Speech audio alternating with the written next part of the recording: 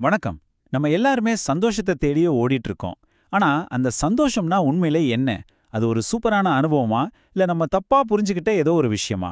வாங்க, அடுத்த கொஞ்ச நேரத்துக்கு சந்தோஷத்தை பத்தின நம்மளோட எல்லா எண்ணங்களையும் கொஞ்சம் புரட்டி போட்டு பார்க்கலாம். இந்த கேள்வி நம்ம எல்லாருக்குள்ளேயும் எப்பவுமே ஓடிட்டே இருக்கும் இல்லையா? நாம ஏன் சந்தோஷமா இருக்கணும்னு நினைக்கிறோம்? ஏன் அதை தேடி ஓடுறோம்? யோசிச்சு பார்த்தா நம்ம செய்யற ஒவ்வொரு விஷயத்துக்கு பின்னாடியும் இந்த ஒரு கேள்விதான் இருக்கும். சொல்லப்போனா இந்த தேடல் தான் நம்மள மனுஷனா ஆக்குது. இந்த முல்லா கதை நம்மளோட இயல்ப அப்படியே படம் பிடிச்சு காட்டுது பாருங்க. சந்தோஷம், அதாவது இன்பம் வரும்போது நாம அதை அமைதியா ஏத்துக்கிறோம். ஆனா கஷ்டம் வரும்போது அப்போதான் நம்ம சண்டைய ஆரம்பிக்குது. இதுதான் நம்மளோட பேசிக் நேச்சர். இந்த சந்தோஷத்தை தேடுறதும் கஷ்டத்தை எதிர்க்கிறதுமான இந்த இயல்பு இருக்கு பாருங்க, இதுதான் நம்மள மகிழ்ச்சிங்கிற ஒரு பொறிக்குள்ள மாட்டி விடுது. ஆமா, இது நம்ம எல்லாருமே ரொம்ப சுலபமா விழுந்துடுற ஒரு கண்ணி. நம்ம வாழ்க்கையோட அடிப்படை இயக்கமே இதுதான். நல்லதை தேடு, கெட்டதை தள்ளு. இன்பத்தை தேடி ஓடு, துன்பத்தை விட்டு ஓடு. இந்த ரெண்டு விசைகள் தான் நம்ம வாழ்க்கை வண்டியை ஓட்டிட்டு இருக்கு. கேட்கறதுக்கு ரொம்ப சிம்பிளா இருந்தாலும் இதுக்குள்ளதான் ரொம்ப ஆழமான ஒரு உண்மை இருக்கு. சரி, இந்த சாதாரண இன்பத் தேடல் இருக்குல்ல, இதுவே ஆன்மீக உலகத்துக்குள்ள போகும்போது ஆனந்தம் அப்படின்னு ஒரு பெரிய இலக்கா மாறுது. இது ஏதோ அப்பப்போ வர்ற சந்தோஷம் கிடையாது. இது எப்பவுமே நிலைச்சு நிக்கிற ஒரு பேரின்பம். அப்போ ஆன்மீக பாதையில போறவங்களுக்கு இந்த இன்பத் தேடல் எப்படி இருக்கும்? அங்கேயும் இதே தேடல் தான். ஆனா அது ஆனந்தம்ங்கிற ரொம்ப சக்தி வாய்ந்த, ரொம்ப கவர்ச்சிகரமான அனுபவங்களை தேடுற ஒரு பயணமா மாறிடுது. நிச்சயமா, இந்த ஆனந்த அனுபவங்களால நமக்கு நிறைய நல்ல விஷயங்கள் நடக்குது. அதை மறுக்கவே முடியாது. நம்ம உடம்பு ஆரோக்கியமாகுது, கெட்ட பழக்கங்கள் போகுது. ஏன், நம்மளே ஒரு நல்ல மனுஷனா மாறுறதுக்கு கூட இது ஒரு தூண்டுகோலா இருக்கு. ஆனா இப்போதான் நம்ம மொத்த பார்வையுமே மாறப்போகுது. ரமண மகரிஷி இங்க ஒரு புரட்சிகரமான விஷயத்த சொல்றார்.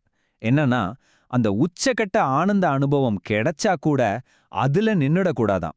அதையும் தாண்டி போணுமா. அது இலக்கு கிடையாதாம்.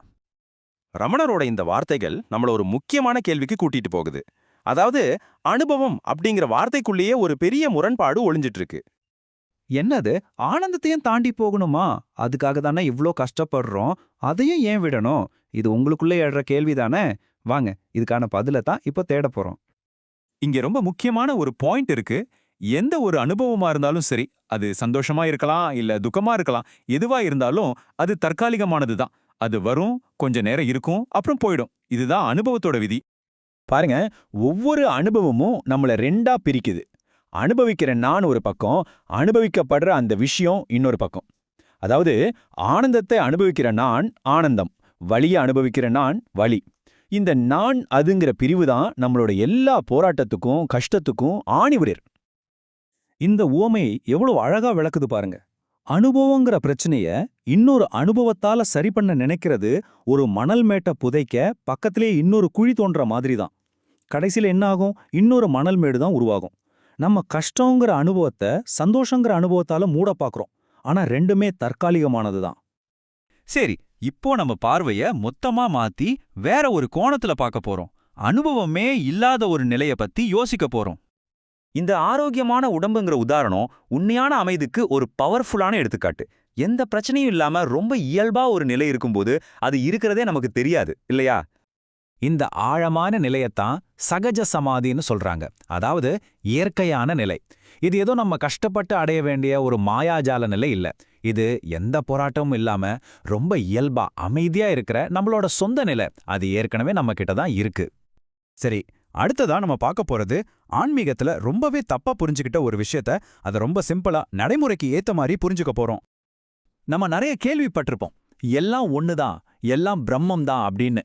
ஆனா யோசிச்சு பாருங்க, நம்ம காலையில காஃபி குடிக்கும்போதோ இல்ல ஆபீஸ்க்கு போகும்போதோ இந்த ஒண்ணுங்கிற தத்துவம் எங்க இருக்கு? இதோட பிராக்டிக்கல் மீனிங் என்ன? அப்போ உண்மையான ஒன்றான தன்மைனா என்ன? அது ஏதோ பிரபஞ்சமே நமக்குள்ள வர்ற மாதிரி ஒரு பிரம்மாண்டமான அனுபவம் கிடையாது. அது ரொம்ப சிம்பிளான பிராக்டிக்கலான ஒரு விஷயம். நமக்குள்ளேயே எப்பவும் ஒரு சண்டை நடந்துட்டே இருக்கும் பாருங்க, இது வேணும் அது வேணாம்னு. அந்த உள்நாட்டு போர் முடியறது தான் உண்மையான ஒன்றான தன்மை.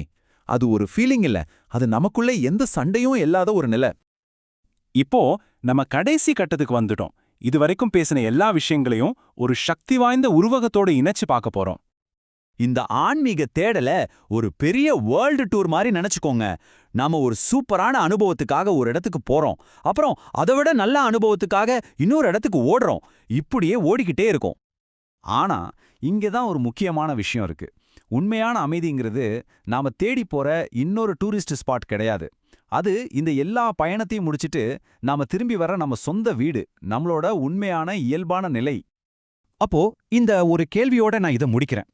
நீங்க தேடிட்டு இருக்கிற அந்த அமைதி நீங்க போய் சேர வேண்டிய ஒரு இடம் இல்ல, அது நீங்க விட்டுட்டு போன உங்க சொந்த வீடா இருந்தா எப்படி இருக்கும்? ஒருவேளை உண்மையான விடுதலைங்கிறது புதுசா எதையோ அடையறதில்ல, தேவையில்லாத பாரத்தையெல்லாம் இறக்கி வச்சுட்டு நம்ம இயல்பான அமைதியான வீட்டுக்கு திரும்பி வரதா இருக்கலாம். யோசிச்சு பாருங்க.